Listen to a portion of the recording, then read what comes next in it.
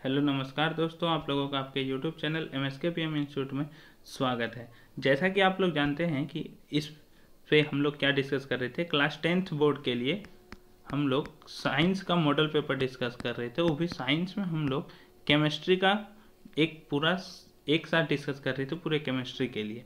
ठीक है, तो आप लोग वीडियो में बने रहिए पूरा, और सेट 2 का जितना भी क्वेश्चन होगा हम लोग केमिस्ट्री से पूछा गया होगा, जितना भी सेट पेपर में, उसको हम लोग डिस्कस कर लेंगे। ऐसे तो 14 से 26 क्वेश्चन तक पूछा गया, टोटल आपके पास 12 क्वेश्चन पूछे जा रहे हैं। तो हम लोग आसानी से इस क्वेश्चन को बना के आसानी से मार्क्स उठा सकते हैं।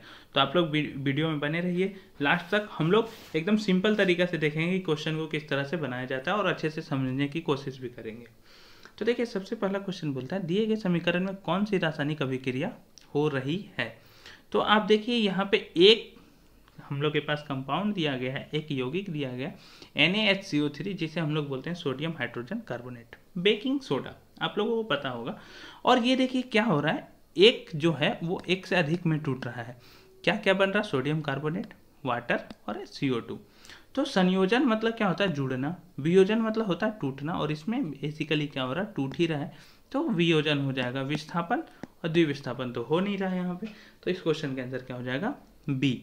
निम्नलिखित में कौन सी रासायनिक अभिक्रिया संतुलित है। संतुलित कहने का मतलब क्या होता है कि जो अभिकारक है, इधर देखिए अभिकारक लिखा हुआ है और इधर जो है हमारा उत्पाद लिखा हुआ है। तो अभिकारक और उत्पाद में जो परमाणुओं की संख्या होगी वो बराबर होनी चाहिए। जैसा कि आप गौर कीजिए, यहाँ पे सोडियम 2 है और यहाँ पे सोडियम 1 है उत्पाद में, तो ये तो हुआ नहीं।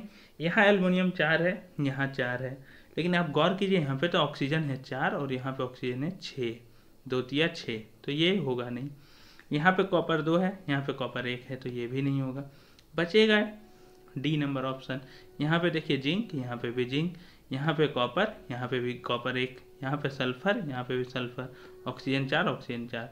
तो इस क्वेश्चन का आंसर क्या हो गया, 15 का डी हो गया हमारा। 16 नंबर क्वेश्चन में क्या बोला है, किस पदार्थ का उपचयन तथा अपचयन हो रहा है। उपचयन का मतलब क्या होता है, ऑक्सीडेशन, ठीक है, और अपचयन का मतलब क्या होता है, रिडक्शन। अब आप बोलेंगे सर आपने तो इंग्लिश में लिख दिया सिर्फ, और कुछ तो बताया नहीं। हाँ बता रहा हूँ, ऑक्सीडेशन मतलब क्या होता है, ऑक्सीजन की वृद्धि होना, ऑक्सीजन की क्या होना, वृद्धि, या फिर हाइड्रोजन की कमी होना, हाइड्रोजन की कमी। सेम उसी तरह रिडक्शन का मतलब क्या होता है, ऑक्सीजन की कमी, या फिर हम लोग बोल सकते हैं हाइड्रोजन की वृद्धि, हाइड्रोजन की वृद्धि हम लोग बोल सकते हैं। ये होता है हमारा। तो यहाँ पे आप देखिए PbO जो है वो Pb में जा रहा है, तो PbO Pb में जा रहा है, इसका मतलब ऑक्सीजन की क्या हो रही है, कमी हो रही है। तो PbO का क्या हो रहा है, अपचयन हो रहा है। तो अब देखिए दूसरा नंबर PbO कहाँ दिया हुआ है जो अपचयन हो रहा है, तो यहाँ पे देखिए दिया हुआ है। तो इस क्वेश्चन का आंसर क्या हो जाएगा, बी नंबर। आगे बनाने की जरूरत भी नहीं है, लेकिन आप यहाँ पे गौर कीजिए Cu से CO दिया हुआ है, ये सही नहीं लिखा हुआ है समीकरण में, कुछ मिस्टेक हो सकती है। क्यों हो सकती है, क्योंकि सिर्फ कार्बन लिखा हुआ है। अब आप ही सोचिए कि अभिकारक में कार्बन था नहीं, तो उत्पाद में कार्बन कहाँ से आ जाएगा। ये CuO शायद हो सकता है मिस प्रिंटिंग यदि हो किया गया हो तो इसमें, तो Cu क्या हो रहा है, CuO में यदि जाता है तो कॉपर ऑक्सीजन ऐड हो रहा है, ऑक्सीजन की वृद्धि हो रही है, मतलब उसका उपचयन हो रहा है। तो आप इस ऑप्शन से भी मैच करा सकते हैं, Cu का उपचयन हो रहा है वो पहले दिया हुआ है, और PbO का अपचयन हो रहा है वो बाद में दिया हुआ है। तो हम लोग 16 का बी नंबर आंसर बोल सकते हैं। आगे देखिए क्या बोला, विकृत गंधिता कौन सी अभिक्रिया के कारण होता है। तो विकृत गंधिता आप लोग देखते हैं कि आलू वगैरह काट के रख दिया जाता है, तो उसमें काले रंग का क्या आ जाता है, धब्बा टाइप में, मतलब गंदा दिखने लगता है, कुछ देर छोड़ देते हैं तो वो बेसिकली क्या होता है, उपचयित हो जाती है। क्या हो जाती है, उपचयित, उपचयन हो जाता है उसका, ऑक्सीजन के संपर्क में आने से वो ऑक्सीडाइज हो जाती है। तो विकृत गंधिता कौन सी अभिक्रिया कारण होती है, उपचयन के कारण होती है, ऑक्सीडेशन के कारण होती है। किसके कारण होती है, ऑक्सीडेशन के कारण, इसे ध्यान में रखिएगा। अगला क्वेश्चन क्या बोलता है, देखिए चूने से सफेदी करते समय चूना में पानी डालने पर उष्मा निकलती है, इसमें कौन सी अभिक्रिया हो रही है। तो पहले तो मैं उस अभिक्रिया के बारे में बता देता हूँ। देखिए उष्मा निकलना मतलब उष्मा छेपी, तो उष्मा शोषी होगा नहीं। अब उष्मा छेपी 3 जगह दिया हुआ है। अब गौर कीजिए A नंबर और C नंबर ऑप्शन सेम लिखा हुआ है, तो यहाँ पे आप रुकिएगा। अब देखिए संयोजन एक जगह लिखा हुआ है और एक जगह लिखा हुआ है वियोजन। अब देखिए संयोजन हो रहा है या वियोजन हो रहा है, तो आप ध्यान दीजिए कैल्शियम ऑक्साइड मेरे पास CaO, अब इसको जब हम लोग पानी में डालते हैं H2O, तो ये बनता है CaOH का होल ट्वाइस, कैल्शियम हाइड्रोक्साइड। इसे हम लोग बोलते हैं कली चूना और इसे बोलते हैं हम लोग बूझा चूना, या फिर बिना बूझा हुआ चूना और बूझा चूना। तो देखिए, और साथ साथ में हम लोग का ऊर्जा निकलता है, तो ऊर्जा निकला तो ऊष्माक्षेपी हुआ, लेकिन दो मतलब कंपाउंड, दो यौगिक आपस में मिले और एक नया उत्पाद, दो अभिकारक आपस में मिलकर एक नया उत्पाद का निर्माण किए। तो इसमें क्या हो रहा है, संयोजन हो रहा है। तो आप आंसर या तो ए बोलिए या फिर सी बोलिए, क्योंकि दोनों ऑप्शन तो सेम ही दिया हुआ है। तो ऊष्माक्षेपी हुआ और संयोजन हुआ, वियोजन नहीं होगा। अगले क्वेश्चन की ओर आगे बढ़िए, तो क्या बोलता है, लोहे की कील को कॉपर सल्फेट के विलयन में डालने पर, देखिए लोहा का कील है और उसको कॉपर सल्फेट का विलयन में डाल रहे हैं। तो कॉपर सल्फेट का विलयन जो था वो कैसा था, नीला रंग का। तो यहाँ पे क्या होता है, इसका विस्थापन होता है। आयरन क्या करेगा, अधिक अभिक्रियाशील होने के कारण कॉपर को विस्थापित कर देगा और उसके जगह खुद लग जाएगा। तो आपको मिलेगा FeSO4 + Cu। ये अधिक अभिक्रियाशील है आयरन, इसलिए कॉपर को क्या करेगा, उसके जगह से हटा देगा। हम लोगों ने जब सेट 1 को डिस्कस किया था, तो अभिक्रिया मतलब कौन पहले अभिक्रिया करेगा, कौन बाद में अभिक्रिया करेगा, जिसे हम लोग बोलते हैं अभिक्रिया सीरीज, रिएक्टिविटी सीरीज। इसे हम लोगों ने देखा था। आप लोग यदि नहीं देखें, कोई वीडियो में नए हैं, तो आप सेट 1 के वीडियो को देखिए, उसमें आपको याद करने का तरीका मिलेगा और पता चलेगा आपको कि आयरन जो था, लोहा, वो ऊपर में था कॉपर से, तो कॉपर अधिक क्रियाशील है, तो कॉपर क्या करेगा, मतलब आयरन क्या करेगा, कॉपर को उसके जगह से हटा देगा और आयरन वहाँ पे खुद लग जाएगा। तो FeSO4 + Cu हो गया। अब आप देखिए यहाँ पे क्या हुआ, कौन सी अभिक्रिया हुई, Fe क्या हुआ, अधिक अभिक्रियाशील होने के कारण कॉपर को हटा दिया, मतलब विस्थापित कर दिया। तो कैसी होगी, विस्थापन होगी। देखिए द्विविस्थापन नहीं हुआ है, सिर्फ लोहा जो आयरन था वो कॉपर को हटाया है, इसलिए द्विविस्थापन नहीं, सिर्फ विस्थापन हुआ है। तो संयोजन वियोजन होगा नहीं, द्विविस्थापन भी होगा नहीं।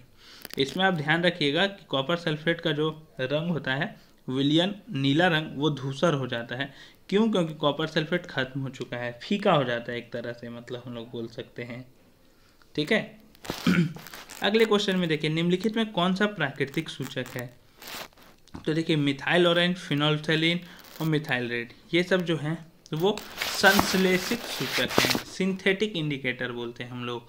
आपको याद होगा लिटमस जो पेपर होता है वो होता है प्राकृतिक सूचक, जो लीचेन नाम के एक पौधे से मिलता है। हमें किसके पौधे से मिलता है, लीचेन नाम के पौधे से मिलता है। देखिए अगला क्वेश्चन क्या है, निम्नलिखित में से किस पदार्थ में लिटमस पत्र डालने पर वह लाल नहीं हो जाएगा। देखिए ऐसे तो नीला लिटमस को लाल कौन करता है, मैं बता देता हूँ। नीला लिटमस को लाल करता है अम्ल। तो यहाँ पे बोला है कि लाल नहीं हो जाएगा, तो लाल किस में हो जाएगा, अम्ल में। तो जो अम्ल है उसको हटा दीजिए, ये अम्ल है, ये अम्ल है और ये अम्ल है। ये ध्यान में आपको मैं बता दूं कि सिर्फ HCl लिखने पे अम्ल नहीं होता है, जब तक उसको हम लोग एक्वस नहीं लिखते हैं, पानी में नहीं डालते हैं। ठीक है, तो आप लोग ध्यान रखिएगा।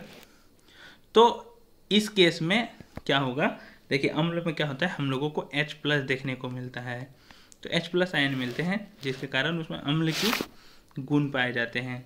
लेकिन यहाँ पे यदि आप देखेंगे ग्लूकोज है, ये क्या है, ग्लूकोज। तो ग्लूकोज में H+ नहीं पाया जाएगा, तो नीला लिटमस लाल नहीं हो पाएगा। तो आपका आंसर हो जाएगा D। अगले क्वेश्चन में देखिए, दिए गए किस लवण में क्रिस्टलीकरण का जल मौजूद है। अब देखिए किसके साथ जल मौजूद है, तो इसके साथ है। अब ये भी कितना आसान क्वेश्चन है। ये कॉपर सल्फेट का है, नीला रंग होता है। जब इसमें से मैं पानी निकाल देता हूँ, यदि आप इसमें से पानी निकाल देते हैं, हीट करेंगे तो CuSO4 हो जाएगा, तो इसका रंग सफ़ेद हो जाएगा। ठीक है, ये ध्यान में रखिएगा। अग्निशामक अंतर में किस लवण का प्रयोग किया जाता है। तो अग्निशामक जो यंत्र होता है उसमें हम लोग प्रयोग करते हैं बेकिंग सोडा का, खाने वाला सोडा का, NaHCO3, सोडियम हाइड्रोजन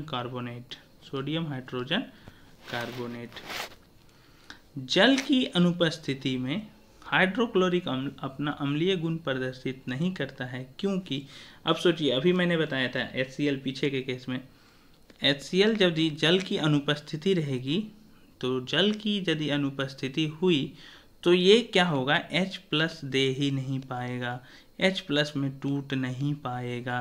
तो H+ में टूट नहीं पाएगा तो H+ के आयन उसमें हम लोगों को नहीं दिखाई देंगे, मतलब उपस्थित नहीं रहेंगे। तो H+ आयन उपस्थित नहीं रहते हैं। ठीक है,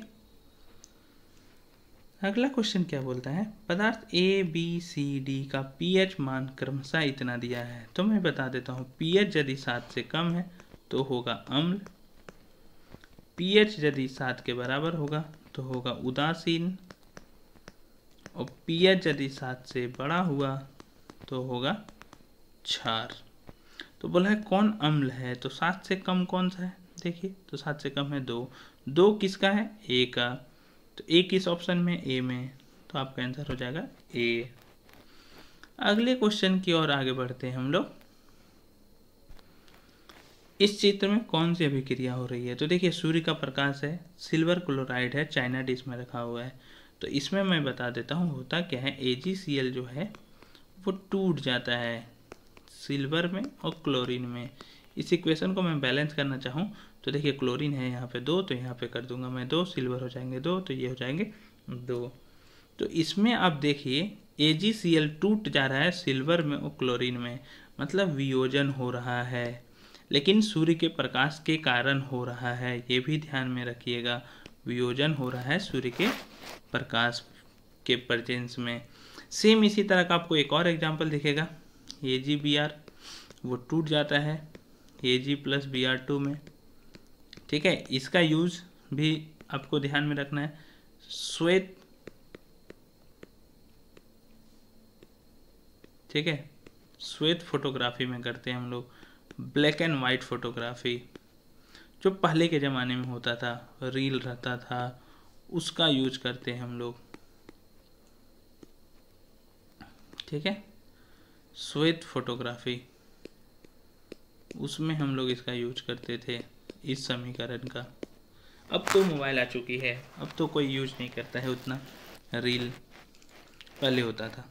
तो ये था हम लोगों का केमिस्ट्री का सारा क्वेश्चन 14 से लेकर 26 तक, जिसे हम लोगों ने बहुत ही आसानी से डिस्कस कर लिया। आपको ये वीडियो कैसा लगा आप हमें कमेंट करके बता सकते हैं। आपको इससे रिलेटेड कोई भी डाउट हो या फिर आपको सेट में कोई क्वेश्चन नहीं समझ में आ रहा हो तो आप हमें कमेंट के माध्यम से पूछ सकते हैं, और आप अपने ज़्यादा से ज़्यादा दोस्तों को इसे शेयर करें, और यदि आप चैनल में नए हैं तो इसे सब्सक्राइब करना ना भूलें। ठीक है, और आप इसे लाइक भी करते चलें। हम लोग फिर मिलेंगे अगले वीडियो में सेट 3 के क्वेश्चन आंसर के साथ, तब तक के लिए धन्यवाद।